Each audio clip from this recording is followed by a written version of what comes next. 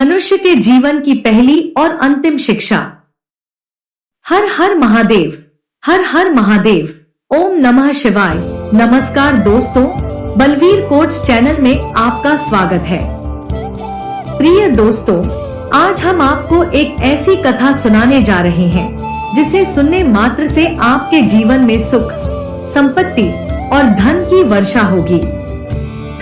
यदि आपको ऐसी कथाएं और आध्यात्मिक जानकारियां पसंद है और आप सनातन धर्म के बारे में जानना पसंद करते हैं तो कृपया बलवीर कोट्स चैनल को सब्सक्राइब करें। हर हर महादेव, हर हर महादेव। हर व्यक्ति अच्छी तरह जानता है कि एक न एक दिन उसे इस दुनिया को छोड़ना होगा, इस दुनिया से विदा लेनी होगी।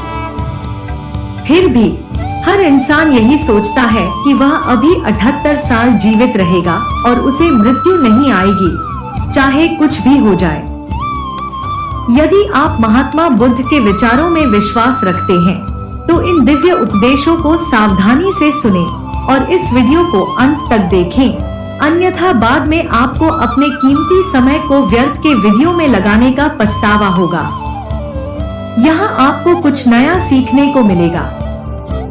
अधिकांश लोग इसी सोच के साथ अपना जीवन जीते हैं, लेकिन इसके पीछे की वास्तविकता है। हम अक्सर इस बात पर ध्यान नहीं देते कि हमारी हर सांस कितनी महत्वपूर्ण है। भले ही हम यह मान लें कि हम कम से कम 78 साल जीवित रहेंगे, लेकिन वास्तविकता यह है कि हर व्यक्ति हर सांस के साथ जीवन जी रहा है और यह नहीं जानता कि कौन सी सांस उसकी आखिरी होगी। हम मनुष्य जन्म से ही पल पल मरते जा रहे हैं, लेकिन हम इस बात से अनजान अपने जीवन में मगन रहते हैं। हम इसकी अनुभूति नहीं कर पाते क्योंकि हमारी संवेदना का स्तर बहुत नीचे होता है। जिस दिन हमारी संवेदना का स्तर ऊपर उठेगा, उस दिन हमें इसका एहसास होगा कि हम किस तरह से हर पल, हर दिन मरते जा रहे हैं। आज मैं जो कहानी सुनाने जा रहा हूँ उसमें एक ऐसा प्रश्न है जिसका उत्तर आप भी जानना चाहेंगे। यह सवाल निश्चित ही आपके मन में भी उठा होगा, परंतु शायद अब तक आपको इसका उत्तर नहीं मिला होगा। बहुत समय पहले की बात है। एक नगरी में दो जुड़वा भाई रहते थे। दोनों भाई एक दूसरे से बहुत प्रेम करते थे और उनके बीच का संबंध बहुत मजबूत था। दोनों एक दूसरे की कद्र करते थे और एक दूसरे का सम्मान करते थे। उनमें से बड़ा भाई बहुत ही सफल इंसान था, अर्थात उसके पास वह सब कुछ था जो वह चाहता था, धन, दौलत, वैभव और सारी सुख सुविधाएं। वहीं दूसरा भाई, उसके पास धन दौलत भले ही नहीं थी, परंतु उसने मान सम्मान बहुत कमाया था। वह थोड़ा गरीब जरूर था, पर अपने जीवन से संतुष्ट था। दोनों भाई अपने जीवन को खुशी खुशी जी रहे थे। समय कैसे बीतता गया उन्हें पता ही नहीं चला और वे दोनों अब बूढ़े हो चुके थे। अब उनके पास अपने पूरे जीवन का थोड़ा समय ही बचा था। यह वह समय था जब दोनों भाइयों की परिस्थितियां लगभग एक जैसी हो गई थी। जिसने अधिक धन कमाया था उसने भी अपना जीवन जैसे तैसे काटा, और जिसने मान प्रतिष्ठा कमाई थी, जिसके पास उतना धन नहीं था, उसका भी जीवन वैसे ही बीत रहा था। तब उन्हें यह एहसास होने लगा कि जीवन में जो कुछ भी हासिल किया, उन्होंने सोचा कि हमने अपने जीवन में इतनी मेहनत की, इतना कुछ अर्जित किया, लेकिन अंत में सब व्यर्थ हो गया। इस कारण वे बहुत परेशान हो गए और अपने जीवन की यात्रा को समाप्त करने से पहले वे अपने सभी प्रश्नों के उत्तर जानना चाहते थे। एक दिन जब बड़े भाई के मित्र ने उन्हें उदास देखा तो उसने उनसे उनकी उदासी का कारण पूछा। तब उन्होंने अपनी सारी बातें अपने मित्र को बता दी। इस पर बड़े भाई के मित्र ने कहा, यहाँ पास में ही एक बौद्ध भिक्षु रहते हैं। उनके आश्रम में हमेशा भीड़ रहती है। वे सभी के प्रश्नों का उत्तर देते हैं, इसलिए वहां जाओ। जो भी तुम्हारे प्रश्न हैं, उनका उत्तर तुम्हें निश्चित रूप से मिलेगा। वह बहुत ज्ञानी है और उनकी प्रसिद्धि दूर दूर तक फैली हुई है। लोग दूर दूर से अपने प्रश्नों के उत्तर जानने के लिए उनके पास आते हैं। तुम भी वहां जाकर अवश्य ही एक बार अपने प्रश्न पूछ कर देखो। मुझे विश्वास है कि तुम्हें तुम्हारे प्रश्नों के उत्तर वहीं मिलेंगे। वे दोनों भाई उस बौद्ध भिक्षु के पास पहुंच गए और अपने प्रश्नों के उत्तर जानने के लिए बहुत उत्सुक थे। जब वे वहां पहुंचे तो उन्होंने देखा कि वह बौद्ध भिक्षु ध्यान में लीन थे। दोनों ने खड़े होकर वहीं इंतजार करना उचित समझा। जब बौद्ध भिक्षु ध्यान से बाहर आए और उन्होंने अपनी आंखें खोली तो उन्होंने देखा कि दो वृद्ध उनके सामने खड़े हैं। तब उन्होंने उनसे उनके यहाँ आने का कारण पूछा, जिस पर बड़े भाई ने कहा, महाराज, मैं आपसे अपने प्रश्नों के उत्तर जानना चाहता हूँ। मेरे मन में कई प्रश्न हैं और मुझे उनके उत्तर चाहिए। मैंने सुना है कि आप किसी को भी खाली हाथ नहीं लौटने देते। आप सभी की समस्याओं का समाधान कर देते हैं और सभी की शंकाओं को दूर करते हैं। इसलिए हम आपके पास आए हैं और हमें पूरी उम्मीद है कि आप हमारे सभी प्रश्नों का उत्तर अवश्य देंगे। इस पर बौद्ध भिक्षु मुस्कुराए और कहने लगे, बेटा, मेरे पास तुम्हारे सभी प्रश्नों के उत्तर हैं या नहीं, यह तो तुम्हारे प्रश्नों पर निर्भर करता है। मेरे पास इतना समय नहीं है कि मैं तुम्हारे सभी सवालों का जवाब दे सकूं, लेकिन अगर तुम इन सवालों का सार निकाल कर मुझे केवल एक प्रश्न दो तो मैं उसका उत्तर अवश्य दे सकता हूँ। यानी अगर तुम जीवन के सभी सवालों को एक ही प्रश्न में समेट दो तो मैं तुम्हारी मदद कर सकता हूँ। बौद्ध भिक्षु की यह बात सुनकर दोनों चिंतित हो गए। उन्हें समझ नहीं आ रहा था कि आखिर अपने जीवन के सवालों को एक प्रश्न में कैसे समेटा जाए। दोनों गहरी सोच में पड़ गए। उन्होंने गहन विचार विमर्श किया, चर्चा की और इसके बाद बड़ा भाई कहता है, महाराज, यह वाकई एक विचित्र बात है कि हम अपने जीवन के सभी प्रश्नों को केवल एक प्रश्न में कैसे समेट सकते हैं। हमने इस पर गहन चिंतन किया और आपस में चर्चा भी की, परंतु हम इन सभी प्रश्नों को एक में संग्रहित नहीं कर पाए। फिर भी हमने निर्णय लिया कि हमें जो भी मौका मिला है उसमें हम केवल एक प्रश्न पूछेंगे। इसी सहमति के साथ हम दोनों भाइयों ने अपने जीवन के सबसे महत्वपूर्ण प्रश्न को चुना है और वह प्रश्न मैं अब आपसे पूछना चाहता हूँ। अवश्य जो कुछ भी आप पूछना चाहते हैं वह पूछ सकते हैं। तब वह बड़ा भाई कहता है, महाराज, हम दोनों भाई हैं और हमने अपने जीवन को संतोषपूर्ण बनाया है। एक और जहां मैंने बहुत सारा धन इकट्ठा किया, वहीं मेरे भाई ने अपने जीवन में मान प्रतिष्ठा इकट्ठी की और अपने जीवन को संतोषपूर्ण तरीके से जिया। लेकिन अब हमारे जीवन का ऐसा समय आ चुका है कि हम कभी भी मृत्यु को प्राप्त हो सकते हैं। लेकिन अब हमारे मन में एक अजीब सा प्रश्न है और वह यह है कि हमने जीवन में जो कुछ भी पाया है, जो कुछ भी हमने इकट्ठा किया है, वह सब व्यर्थ प्रतीत होता है, मानो हमारी माँ के कोने में रखी कहानियों में कुछ खालीपन हो। ऐसा लगता है कि हमने अपने जीवन में कुछ दिया है, पर वह क्या है यह हमें समझ नहीं आता। हमने जो कुछ भी इकट्ठा किया है, धन, वैभव, मान सम्मान, सारी सुख सुविधाएं, वह सब यहीं रह जाएगा। तो फिर उस मूल्य का क्या फायदा जिसके लिए हमने यह जीवन जिया, जब वह सब हमारे साथ जाने वाला ही नहीं है। सब कुछ यहीं पर खत्म हो जाएगा। हमने अपने मूल्यों के लिए अपना जीवन देवताओं पर लगा दिया, अपने आदर्शों के लिए अपना जीवन दानवों पर लगा दिया। हमने बहुत अच्छे रिश्ते बनाए, अपने आदर्शों को अपने मूल्यों पर दान कर दिया, यह सोचकर कि हमारे मूल्य और हमारे आदर्श बचे रहें। लेकिन जब हमने पीछे मुड़कर देखा तो हमें एहसास हुआ कि जिन मूल्यों और आदर्शों को हम पीछे छोड़ आए थे, वे तो हमारे सिर पर ताज की तरह सजे हुए थे। तो फिर ऐसे मूल्यों का क्या लाभ जिन्हें मौत जब चाहे तब पूरी तरह से नष्ट कर सकती है?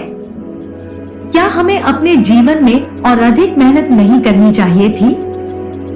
क्या हमने जो कुछ भी हासिल किया वह सब व्यर्थ हो गया है? और अब जीवन के इस मोड़ पर खड़े होकर हमें यह एहसास हो रहा है कि हम असली सत्य को पहचान नहीं पाए। और वह असली सत्य क्या है? हम अभी इस सत्य को नहीं जानते, परंतु इसे जाने बिना भी हम अपने जीवन का त्याग नहीं करना चाहते। जब हम इस पर विचार करते हैं तो हमारे मन में डर के कारण कम हलचल होती है और हमारे मन में एक अजीब सी पीड़ा उठती है। हम नहीं जानते कि वह क्या है और क्यों है, लेकिन हमें केवल यह जानना है कि वह सत्य क्या है, वह खालीपन क्या है। इसीलिए महाराज, आज हम आपके पास आए हैं। क्या आप हमारे सवालों का जवाब देंगे? हम दोनों आपके सामने हाथ जोड़ते हैं और अपने इस सवाल का जवाब चाहते हैं। कृपा करके हम पर ध्यान दें। हम जानना चाहते हैं कि इंसान के आदर्श, इंसान के मूल्य और इंसान के जीवन जीने का तरीका आखिर कैसा होना चाहिए, ताकि वह अपने बुढ़ापे में सभी प्रश्नों से मुक्त हो सके और अंतिम समय में उसकी माँ को कोई दुविधा न हो, वह खुशी खुशी अपने प्राणों का त्याग कर सके। प्राण त्यागते समय हमारी माँ को यह संकोच नहीं होना चाहिए कि हमने अपने जीवन में कोई कमी छोड़ दी है, बल्कि यह खुशी होनी चाहिए कि जो कुछ भी हमने किया है वह अच्छा था। इस प्रश्न को सुनकर वह बौद्ध भिक्षु कुछ पल के लिए सोच में पड़ गए और गहन विचार विमर्श के बाद उत्तर देना शुरू किया। बेटा, हम मनुष्य हमेशा अंधकार में जीते हैं। हमें लगता है कि हमारे जीवन का कोई अंत नहीं है। हम यहाँ सदा के लिए जीने आए हैं, इसलिए हम अपना समय मौजमस्ती में व्यर्थ करते रहते हैं, उन चीजों को इकट्ठा करने में जो हमारे किसी काम की नहीं होती। जब तक हमें जीवन में कोई बड़ी बीमारी या बुढ़ापा नहीं आता, हम खुद को अजर और अमर समझते हैं। हम अंधकार में जीते हैं, यह सोचकर कि हमारी मौत हमें कुछ नहीं बिगाड़ सकती। क्या तुम्हें कभी ऐसा एहसास हुआ है? क्या तुम्हारे साथ कभी ऐसा पल गुजरा है जब तुमने अपने अंदर आती और बाहर जाती सांसों पर ध्यान दिया हो? क्या तुमने तब कभी सोचा था? क्या तुम्हें तब कभी यह एहसास हुआ था कि तुम्हारी सांस जो अभी चल रही है यह कब आखिरी सांस बन जाए? मुझे यकीन है जब तुम जवान हो गए तब आपकी माँ के मन में ऐसे कोई प्रश्न नहीं उठते होंगे, क्योंकि उनके लिए हमारी माँ केवल वासनाओं में लिपटी राहत महसूस करती है। उन्हें हमेशा बस एक ही चीज की चाह रहती है, हमें अपने जीवन में कुछ करना है, कुछ बनना है, धन इकट्ठा करना है, मान प्रतिष्ठा और वैभव प्राप्त करना है और सारी सुख सुविधाएं चाहिए। एक अच्छा जीवन या फिर एक संतोषजनक जीवन तो जीना ही है। इसी प्रकार हर व्यक्ति अपने जीवन के मूल्यों और आदर्शों को अपने जीवन के हिसाब से निर्धारित करता है, जब तक सब कुछ ठीक चलता रहता है। हमारी माँ हमें बिना किसी संदेह या प्रश्न के पालती है, लेकिन जब हमारे जीवन में कोई बड़ी दुर्घटना घटित होती है, कोई विपरीत परिस्थिति आती है या कोई अनहोनी होती है, या जब हम किसी गंभीर बीमारी से ग्रस्त होते हैं, या जब हमारे अंतिम समय का सामना करते हैं, तब हमारे मन में यह प्रश्न उठता है कि हमारे जीवन के आदर्शों और मूल्यों का अंततः क्या महत्व है। अगर इसी क्षण मेरी मृत्यु हो जाए तो क्या मेरे आदर्श और मेरे मूल्य मुझे संतोष और अमृत की अनुभूति दे सकते हैं, जिससे मैं इस जीवन को पूर्णता से त्याग सकूं? और उस समय हमें यह भी एहसास होता है कि हमारे जीवन के जो मूल्य हैं, वे आदर्श हैं। ये सभी इस दौर की देन है जो समाज ने हम पर थोपी है, और इस बोझ को उठाए हम अपना पूरा जीवन इसी तरह बिता देते हैं। आपने देखा होगा कि हम में से अधिकतर लोग अपने जीवन में मान सम्मान, प्रतिष्ठा और धन जमा करने में लगे रहते हैं, और इसी क्रम में उनका जीवन समाप्त हो जाता है। उनके जीवन के मूल्य और आदर्श यहीं छूट जाते हैं। लेकिन ये आदर्श केवल कागज की नाव के समान है, और जब तेज बारिश होती है तो कागज की नाव बिखर जाती है।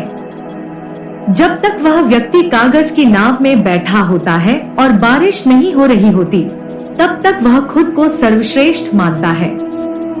वह सोचता है कि मौत भी उसका कुछ नहीं बिगाड़ सकती, लेकिन जब उसे यह एहसास होता है कि उसने व्यर्थ की चीजों को इकट्ठा करने में अपना पूरा समय और जीवन गंवा दिया, तो वह बहुत डर जाता है। तब उसे यह भी लगता है कि जिन आदर्शों और मूल्यों के पीछे वह भाग रहा था, वे तो कंकड़ पत्थर की तरह निरर्थक हैं, और अंत में उसे यह भी एहसास हो जाता है कि उसने अपने जीवन में कुछ भी हासिल नहीं किया। लेकिन जब तक हम समझ पाते हैं, समय बीत चुका होता है और मनुष्य के हाथ में समय नहीं बचता, क्योंकि मृत्यु दरवाजे पर दस्तक दे रही होती है। यही विचार मन में पीड़ा उत्पन्न करता है और व्यक्ति के मन में असंतोष की भावना जागृत होती है। उसे लगता है कि उसने अपने जीवन में कुछ नहीं किया है, जिस कारण उसके मन में एक अधूरापन रह जाता है। मनुष्य कभी भी पूर्णता के साथ मृत्यु को प्राप्त नहीं कर पाता, खुशी खुशी मृत्यु को गले नहीं लगा पाता। लेकिन असली सवाल यह है कि क्या वास्तव में मौत को खुशी खुशी गले लगाया जा सकता है? क्या वास्तव में पूर्णता और संतोष के साथ मृत्यु को प्राप्त किया जा सकता है? और अगर इस सवाल का सटीक जवाब मिल जाए, तो जीवन की सार्थकता मिल जाती है। मृत्यु जीवन का एक अनिवार्य पहलू है, जो हमें जीने की कला सिखाती है। यह हमें जीवन के मार्ग को समझने में मदद करती है। कल्पना कीजिए कि यदि आपकी वर्तमान सांस आपकी अंतिम सांस हो, तो आपके मन में क्या विचार आएंगे? क्या आपको किसी बात का पछतावा होगा? शायद आप सोचें कि आपने कोई महत्वपूर्ण कार्य अधूरा छोड़ दिया है, या आप अपने लक्ष्य तक नहीं पहुंच पाए हैं, या आपने किसी से किया वादा नहीं निभाया है। ऐसे अनेक प्रश्न आपके मन में उठ सकते हैं, जो आपको अंदर ही अंदर खाते रहते हैं। और यदि आपने अपने किसी कार्य या लक्ष्य को पूरा कर लिया है, तो उसका क्या? फिर भी आपके मन में हमेशा एक प्रश्न बाकी रह जाता है, और वह यह है कि जो लक्ष्य आपने निर्धारित किया था, वह एक भ्रांति थी, वास्तविकता नहीं। वह परमानंद नहीं था। इसलिए वही कार्य, वही लक्ष्य आपके मन को पीड़ा पहुंचाता है। और तब आपके मन में एक और सवाल उत्पन्न होता है कि क्या हमने अपनी अज्ञानता के कारण अपने जीवन में एक गलत लक्ष्य चुन लिया और उसके लिए अपनी पूरी शक्ति लगा दी, अपना पूरा जीवन लगा दिया। और जब आपको यह पता चलता है कि वह लक्ष्य तो मिल गया, लेकिन वह लक्ष्य झूठा था, तब उस समय मन में जो पीड़ा होती है, वह असहनीय होती है। एक बार सोचकर देखें कि आपने अपने जीवन में कोई लक्ष्य निर्धारित किया और उस लक्ष्य के लिए आप उस मार्ग पर चलते रहे, और तभी आपको पता चलता है कि जिस लक्ष्य का आप पीछा कर रहे थे, जिस लक्ष्य को आप पाना चाहते थे, वह लक्ष्य तो किसी और दिशा में चला गया। जब आप जीवन के दूसरे छोर पर पहुंचते हैं, तब मुझे एहसास होता है कि वह लक्ष्य जिसे हम पाना चाहते थे, वह तो जीवन के इस छोर पर है, और आपने कभी उस पर ध्यान नहीं दिया। आंखें खोलकर उसे कभी देखा नहीं। आप तो बस अंधकार में थे कि मुझे अपना लक्ष्य पाना है।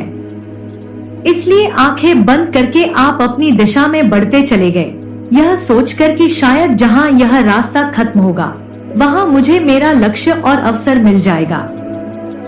लेकिन आप यह भूल गए कि यह तो जीवन है, और जीवन हर कोई जीता है, यहाँ तक कि जानवर भी जीते हैं। खाना पीना तो जानवर भी करते हैं। एक जानवर भी मेहनत करता है, अपने परिवार का पालन पोषण करता है, और वह भी अपनी प्रतिष्ठा कायम रखता है। लेकिन अब एक बड़ा सवाल यह भी है कि जानवर और इंसान के लक्ष्यों में क्या अंतर होता है। जानवर का लक्ष्य सीमित होता है। उसे केवल इतना चाहिए कि उसका पेट भरा रहे और वह आराम से अपना जीवन जी सके। इसके अलावा उसे अपना परिवार बसाना अच्छा लगता है, और यही उसके जीवन का लक्ष्य होता है। वहीं एक इंसान सोचता है कि वह धन संपदा इकट्ठा करे, मान सम्मान और प्रतिष्ठा प्राप्त करे, एक अच्छा घर बनाए और यही उसका मुख्य लक्ष्य होता है। और अगर वह इससे ज्यादा कुछ करना चाहे तो समाज में मान प्रतिष्ठा बढ़ाकर अपने जीवन को परिपूर्ण बना सकता है। लेकिन क्या आपने सोचा है कि जानवरों और इंसानों के लक्ष्य अक्सर समान होते हैं? दोनों को ही मेहनत करके अपने परिवार का पालन पोषण करना होता है, पेट भरकर खाना होता है और हर एक व्यक्ति को मान सम्मान, प्रतिष्ठा, अपना परिवार और धन चाहिए होता है। जब दोनों के लक्ष्य और जीवन लगभग समान होते हैं, तो हम इंसानों में यह अहंकार क्यों होता है कि हम इंसान हैं और हमें जानवरों से ऊपर समझना चाहिए? आखिरकार वही जीवन जो हम जी रहे हैं, वही जानवर भी जी रहे हैं।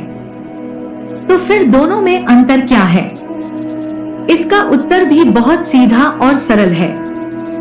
एक इंसान की चेतना होती है और जिसकी चेतना उन्नत होती है, उसे यह अच्छी तरह से पता होता है कि इंसान और जानवरों में चेतना का अंतर होता है।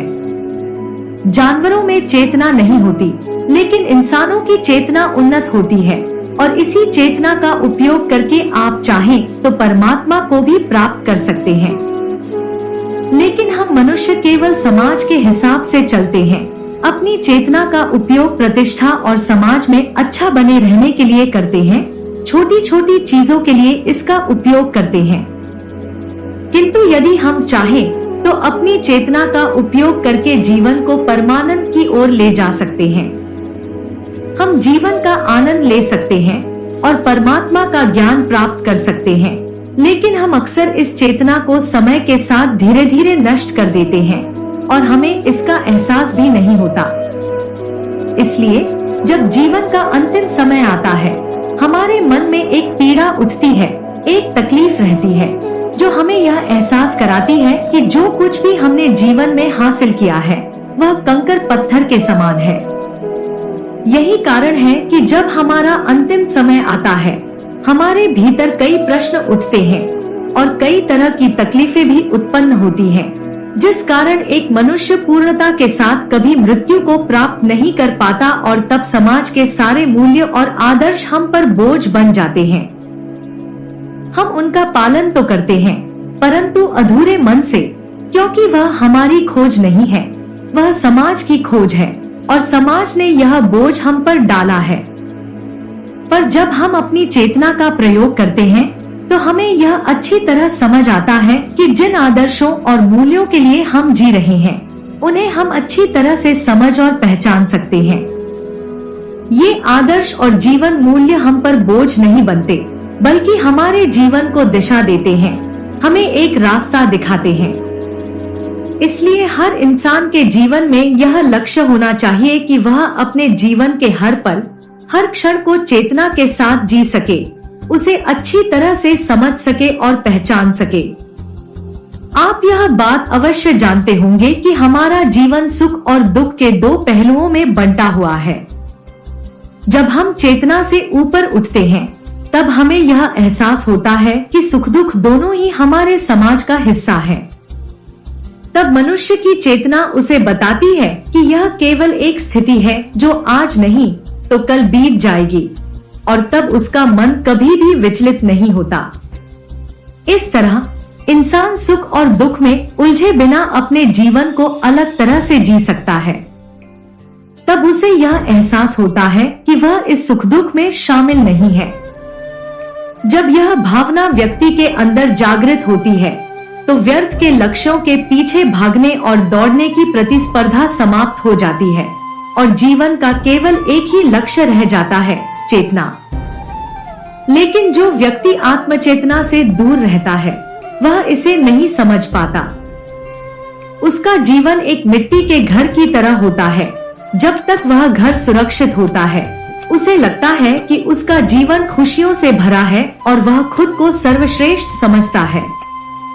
लेकिन जैसे ही कोई आंधी या तूफान उसके घर को नष्ट कर देता है, उसे एहसास होता है कि उसका घर तो मिट्टी का था जो टूट गया और वह व्यर्थ ही इस मिट्टी के घर में खुद को सुरक्षित और श्रेष्ठ समझ रहा था। तब उसे अपनी गलती का एहसास होता है। वह पछताता है, रोता है, विलाप करता है और उसे यह भी समझ आता है कि वह व्यर्थ ही अपने जीवन को सबसे मूल्यवान समझ रहा था। लेकिन अब रोने से क्या फायदा जब सब कुछ बीत चुका है और वह उसके हाथ से निकल चुका है। जो भी समय तुम्हारे हाथों में है उसका उपयोग करो। जीवन के अंतिम क्षणों में पश्चाताप करने से क्या लाभ। जो समय तुम्हारे पास बचा है उसे तुम इस्तेमाल कर सकते हो। कहते हैं ना, जहाँ जागो वही सवेरा। अपने भीतर की चेतना को जगाने के लिए केवल एक पल ही काफी है। तुम्हारा पूरा जीवन एक पल में बदल सकता है। और अगर अब भी तुम्हारे मन में चेतना जाग जाती है और तुम समझ जाते हो कि जीवन क्या है, क्यों है और इसका असली अर्थ क्या है, तो तुम्हारा अवचेतन मन इसे अच्छी तरह समझ पाएगा। इस पल में तुम्हारा पूरा जीवन बदल सकता है और जो भी जीवन तुम्हारे पास बचा है वह भी। जीवन को ऐसे जियो कि उस पर पश्चाताप न हो। सजगता से, पूरी चेतना के साथ जियो, मानो यह आपका अंतिम दिन हो। हर कार्य को ध्यान से करो, हर विचार और भावना को समझो जैसे यह आपके जीवन की नई शुरुआत हो। जिसकी चेतना जागृत हो उसके लिए प्रत्येक दिन अनूठा और खास होता है। हर सुबह नई और हर शाम अनोखी होती है। सोचो, अगर हम अपने जीवन को कुछ इस तरह से बना लेने तो हमारा जीवन कितना रूपांतरित हो जाएगा और हर दिन हमारे लिए एक नया सूरज निकलेगा। हर दिन हमारे लिए अनोखा हो सकता है। हर दिन हमारे लिए चैतन्य के स्तर को ऊपर उठाने का एक अवसर हो सकता है। परंतु हम मनुष्य अपने जीवन में व्यर्थ की चीजों के पीछे भागते रहते हैं, कंकर पत्थर इकट्ठा करते रहते हैं और ऐसे लक्ष्य निर्धारित करते हैं जिनका कोई अर्थ नहीं होता। हम धन, संपत्ति और प्रतिष्ठा के पीछे भागते हैं जो एक दिन मिट्टी में मिल जाएगी और तब हमें अपना जीवन व्यर्थ लगता है। लेकिन यदि आपका मन चैतन्य से भर जाए तो आप हर चीज का लाभ उठा सकते हैं। आप हर पल को पूरी तरह से जी सकते हैं। हर एक क्षण आपकी मुट्ठी में हो सकता है। लेकिन अगर आपका मन चेतना से भरा नहीं होगा तो आप उस पल की मौजूदगी को महसूस नहीं कर पाएंगे। तब आप अपनी स्थिति को दोष देंगे कि मैंने तो अपने जीवन में अच्छे लक्ष्य, अच्छे आदर्श, अच्छे मूल्य निर्धारित किए थे। लेकिन आप यह भूल जाते हैं कि केवल लक्ष्य निर्धारित करने से आप अच्छा जीवन नहीं जी सकते। यदि आप अपने जीवन को आनंदमय बनाना सीख जाएं और जागरूकता से जीने की कला को अपना लें, तो यही जीवन का परम सत्य है। यही हमारी माँ का अंतिम प्रश्न था जिसका उत्तर उन्हें मिल गया। पर क्या आपको मिला? यदि आप भी चेतना से जीवन जीना सीख लेते हैं तो आप अपने जीवन को परम आनंद की ओर ले जा सकते हैं और हर पल, हर क्षण का आनंद उठा सकते हैं। लेकिन यदि आप अभी भी जीवन की चेतना को प्राप्त नहीं कर पाते हैं तो जीवन के अंतिम समय में आपको केवल पछतावा ही होगा और आप सोच में पड़ जाएंगे कि आपने अपना समय केवल व्यर्थ गवा दिया। मैंने अपना बहुत समय बेकार की बातों में लगा दिया। ऐसे ही कई सवाल आपके मन में उठ सकते हैं और फिर आपके पास केवल पछतावा ही बचेगा, क्योंकि वह समय तो बीत चुका होगा और अब आप उसे वापस नहीं ला सकते। जब वह पल आपके हाथ से निकल चुका होगा तब आपको इसकी असली कीमत समझ में आएगी और तब आप सोचेंगे कि अब तो केवल कुछ ही क्षण बचे हैं। तब आपके बाल सफेद हो चुके होंगे लेकिन आपके हाथ में कुछ नहीं आएगा। इसलिए आज से ही और अभी से अपने जीवन को सजगता से जीना सीखें। हर पल, हर क्षण को खुशी से जिए। ऐसे जिए मानो कि यह समय आपका आखिरी समय है, यह दिन आपका आखिरी दिन है, यह पल आपका आखिरी पल है, जिसे आपके लिए हर एक पल नया, खास और आपका ही होगा। यदि इस वीडियो को बोलते समय कोई त्रुटि हो तो हम क्षमा प्रार्थी हैं। हर हर महादेव, हर हर महादेव। दोस्तों, आशा है कि आज की वीडियो आपके लिए लाभदायक होगी।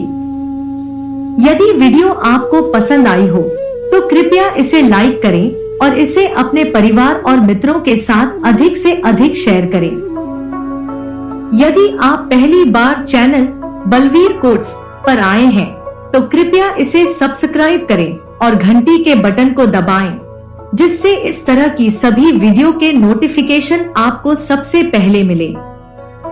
महादेव जी का पूर्ण आशीर्वाद पाने के लिए कमेंट में हर हर महादेव लिखें। ओम नमः शिवाय। नमस्कार दोस्तों।